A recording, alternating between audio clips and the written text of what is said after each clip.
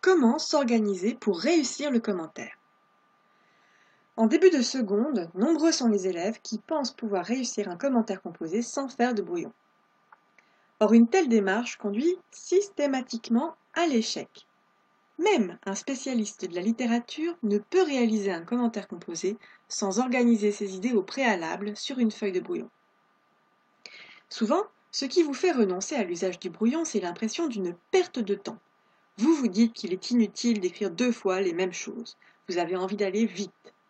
Grave erreur, car sans brouillon, vous allez en fait perdre du temps et beaucoup de points. Pourquoi travailler sans brouillon peut-il me faire perdre du temps?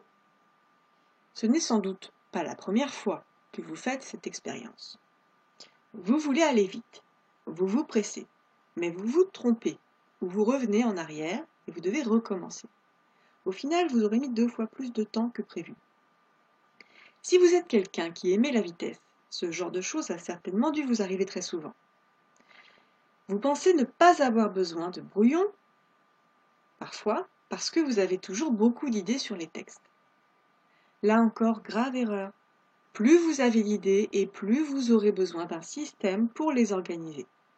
Sinon, que va-t-il se passer? Eh bien, vous allez en oublier, ou vous ne les mettrez pas suffisamment en valeur, ou encore, vous allez inclure des idées qui ne méritaient pas de l'être. Alors sachez qu'un brouillon est fait pour gagner du temps. Un brouillon vous permet de noter très vite toutes les idées qui vous viennent. Ce faisant, vous évitez d'en oublier certaines qui pourraient être essentielles. Sur un brouillon, on ne se soucie pas de la mise en forme. Il faut juste pouvoir se relire et retrouver les éléments dont nous avons parlé dans la première vidéo.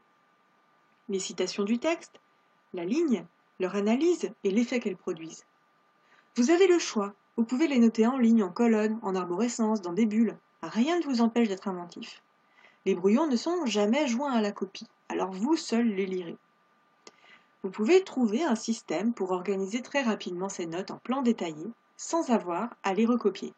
Par exemple, en utilisant 3 couleurs de surligneurs fluo différentes et en associant chaque couleur à une grande partie.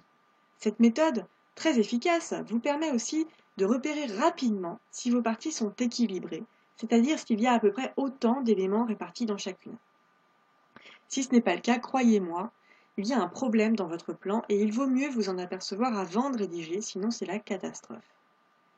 Alors comment gérer ces feuilles de brouillon? Cette question très matérielle vous paraît peut-être être un détail. Mais attention, si vous avez de nombreuses idées, ce qui sera le cas de toute façon à la fin de nos modules d'entraînement, vous allez remplir plusieurs feuilles de brouillon.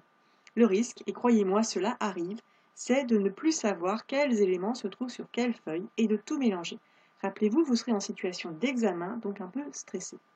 On perd du temps, on s'énerve, on panique, ou on oublie complètement une partie de ce qu'on voulait écrire et on s'en aperçoit trop tard. Pour éviter cette erreur fatale, suivez mon conseil. Avant même de commencer à écrire quoi que ce soit sur vos feuilles de brouillon, rayez-en le verso. Vous trouverez peut-être que c'est du gaspillage, mais si cela peut vous éviter d'oublier de recopier une partie de votre brouillon sur votre copie parce qu'elle se trouvait derrière une feuille, cela vaut la peine. Et donc c'est arrivé à des candidats que nous connaissons. Puis, numérotez vos feuilles de brouillon, par exemple en haut à droite. Enfin, je vous conseille d'écrire dans l'entête de chaque feuille de brouillon le nom de l'étape que vous allez traiter sur cette feuille. Repérage et analyse, plan, problématique, introduction et conclusion. C'est dans cet ordre que nous allons procéder. Cette préparation matérielle de son espace de travail aide souvent à se focaliser et à contrôler son anxiété le jour de l'épreuve. Vous ferez ce travail de préparation juste après avoir rempli les entêtes de vos copies d'examen en suivant les indications données par les enseignants.